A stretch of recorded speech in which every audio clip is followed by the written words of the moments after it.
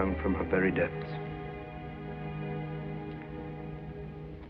Evidently, she'd been asked to convey a message because shortly after she turned to the crowd and said, "Pray for all sinners." Anyone who talks to something that isn't there is feeble-minded.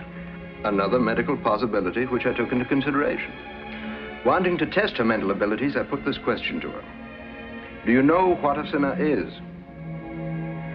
Without hesitation, she answered, "Certainly, monsieur. A sinner is one who loves evil." That's quite a good answer. What pleased me was that she said loves and not does. After this, any diagnosis of feeble-mindedness was out of the question. Then she's a swindler. There's not the slightest justification for such an assumption. Then I must presume, dear doctor, that you have joined the ranks of the believers in this vision. I am a doctor. I contribute to the medical courier. I'm a member of several scientific societies. I trust that is answer enough. If I have correctly understood your report, doctor, it is this. Science excludes fraud. It excludes mental disease and a miraculous occurrence. I venture then to ask science, what is left? Yes. And what is left? If the church stops it, the people cannot blame us. Precisely. We could sit back and sympathize with both sides. A very wise attitude for any government. Is the dean at home? Yes, monsieur. Good morning, gentlemen. Good morning, Father. Good morning. Come in. Take off your coats. I presume the Subiru girl is what brings you here. Yes. I want you to know that the church attributes no religious significance whatsoever to the so-called visions of Massabielle. Sit down. I'm very glad to hear that, Father. Then you will talk with this girl, and you... Does not concern me. That is a matter for you city officials. We had hoped you would cooperate with us. That I am doing. Sit down. I have instructed the cantonal clergy not to set foot in the grotto and to ignore the whole matter. But your reverence has enormous power over the people here. Wouldn't it be appropriate for you to raise your voice? I have no intention of adding further importance to this turmoil. Then you force the state to invoke the law which prohibits the church from opening any new place of worship without the formal consent of the minister of worship. The church has not opened any new place of worship. The church neither sponsors nor recognizes these daily heathen gymnastics which take place at Massabielle. Then how can you stand by and see your parishioners carry on these pagan ceremonies? I understand that they use a kitchen table as an altar, and there they pray. Yes, on a spot littered with filth, they pray to God. Prayer, gentlemen, is good no matter where it is offered. Yes, yes. Well, shall we be going?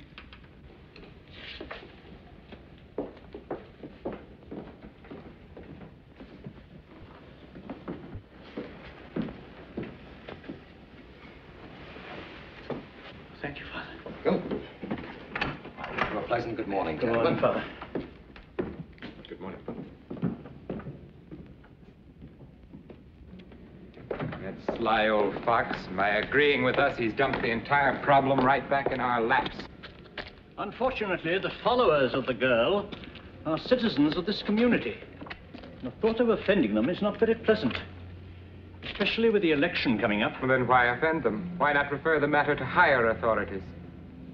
A very good suggestion, monsieur. I'll write to the prefect immediately. I consider it purely a local problem to be solved by local authorities, and I do not wish to be involved in any way whatsoever. Settle it without delay. The method I leave entirely in the capable hands of you and your associates. Signed, Baron Massey, Prefect. There he sits, like a general, safely out of the range of fire, and orders a handful of men without any weapons to wipe out an impregnable fortress. Our capable hands. They're only capable when there's a ticklish job to be done. To think that one stupid girl could cause all this trouble. Only because there are millions of others just as stupid as she is. What can you expect from a peasantry fed on religious dogmas and nurtured on superstitious nonsense? I firmly believe that this girl and what she stands for is a menace to civilization. The girl is dangerous, I admit, but She's a religious fanatic. And every time religious fanaticism steps forward, mankind moves backward. And that is why I will fight this vigorously. And I'll resort to any measures to defeat it. I don't know much about higher politics, but I do know a lot about burglars and thieves and scamps of all kinds. I know how to scare them and apply pressure. I promise you that if you give me 5 minutes for this girl, she'll never go near the grotto again. try it by all means. Try anything. I was thinking of somewhat the same procedure, however, not quite so crude. There's something about the title Imperial Prosecutor that makes people quake. Without so much as raising my voice, I am confident You can't that handle people like this with silk gloves and fancy words. We shall see. Send for 2 of your policemen. That's G1. You stay here, Mary, and wait for Mama to come home. Don't worry, or just tell her I've gone to the city hall with these gentlemen.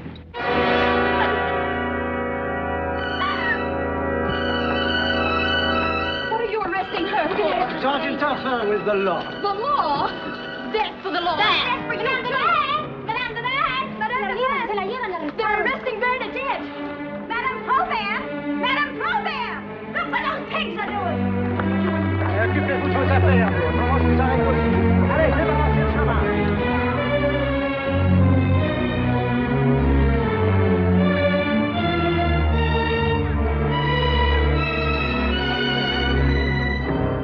Do you know who I am? Oh, yes, monsieur. You are the Imperial Prosecutor. And that title means that I have been appointed by His Majesty the Emperor. He has vested in me the power to punish anyone who perpetrates a fraud against this community. Now, do you understand my position? Oh, yes. You're much the same as Monsieur Jacomet. A good deal more. I am his superior officer. He hunts down the criminals and swindlers. I send them to prison. Oh. Now, bearing in mind my title and realizing the extent of my authority, I ask you never again to go to Massabielle. Oh, but I must, monsieur. The lady has asked me. Now, there you go again with this lady. Bernadette, you'll admit you are very ignorant, the worst pupil in the whole school. That is true, monsieur. I'm very stupid. Then you should take heed when intelligent people assure you that this lady is only a childish bit of imagination, an absurd dream. The first time I saw the lady, I thought it was a dream, too. There now. Now, that wasn't so stupid. Once you can mistake a dream for something real, but not 6 times. Isn't it strange that until your first visit to Massabielle, your family was destitute? Now your mother is employed by a wealthy family, and your father has a steady job, and your followers have literally showered your household with clothing and foodstuffs? Now, if the court were to decide that your lady represents a profitable business scheme, it would go very hard with you. I have not accepted one thing, monsieur, because I knew the lady would not like it. Look, my child, I am trying to help you. He's using the wrong technique. He'll get nowhere. I am not asking you to retract anything. I merely want you to promise me that you will accept my counsel. If I can, monsieur, I will. Good. Now, put your hand in mine and promise me that you will not go to the grotto again. That I cannot promise, monsieur. Let me remind you that I am the Imperial Prosecutor. I know, monsieur. You told me that before. Now listen carefully, Bernadette. In the next room is Jacomet. He is cruel and mean. Furthermore, he believes that everyone should be treated like a criminal. If you refuse me, I will be forced to turn you over to him.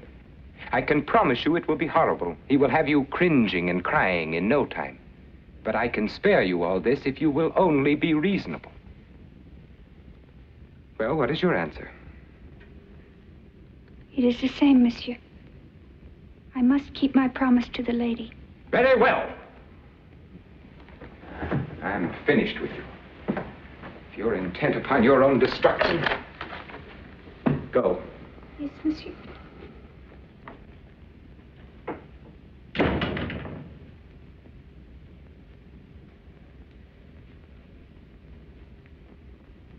What's your name? But you know my name, monsieur. What's your name? ThSngOfBrndttE. Before I go further, I want you to know I will write down everything you say. Such a paper is known as a deposition. We sent to the Imperial Prefect at Tarbes. Besides, we also have Monsieur Estrade for a witness. So be very careful what you say. Now, about this lady you claim to see, do you know who she is? No, monsieur, I don't. What does she wear? A white veil with a blue girdle. And there's a rose on each foot.